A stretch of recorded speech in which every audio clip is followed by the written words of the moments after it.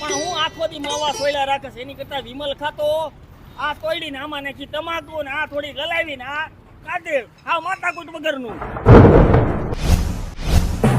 ખાખરાની ખિસકોલી હું જાણે માવાના રસમાં મેં માવો હાથમાં લીધો હોય ને આમ સાડ સાડ રબર ખોલ્યું હોય અને માવાની સુગંધ આમ લીધી હોય ત્યારે મારા રોમ રોમ ની અંદર એક કરંટ ઉત્પન્ન થાય છે અને આમ માવો હાથમાં લીધો હોય અને સોપારીના નાના નાના ટુકડા કર્યા હોય અને પછી એની માથે આ ચૂનાની પડીકી આમ કરીને તોડી હોય અને પછી જલેબીના ઘૂંચળાની જેમ માથે ચૂનો નાખ્યો હોય અને પછી એના ચારેય ખૂણા ભેગા કરીને અને તમે માવાને આમ ઘસો ને જાણે ગોરીના ગાલ ઘસતા હોય એમ ઘસો ને અને ગરમ લાળા જેવો માવો થઈ જાય ને ત્યારે એ માવાને ખોલીને અંદરથી એના ખાલી 4 કટકા મોઢામાં નાખો ને ત્યારે મગજમાંથી એક કરંટ ઉત્પન્ન થાય છે, ઝંઝનાટી આવી જાય છે અને ઈ માવો ખાવાની મજા છે ને એ આ વિમલમાં નથી મારા વાલા, આ વિમલમાં નથી.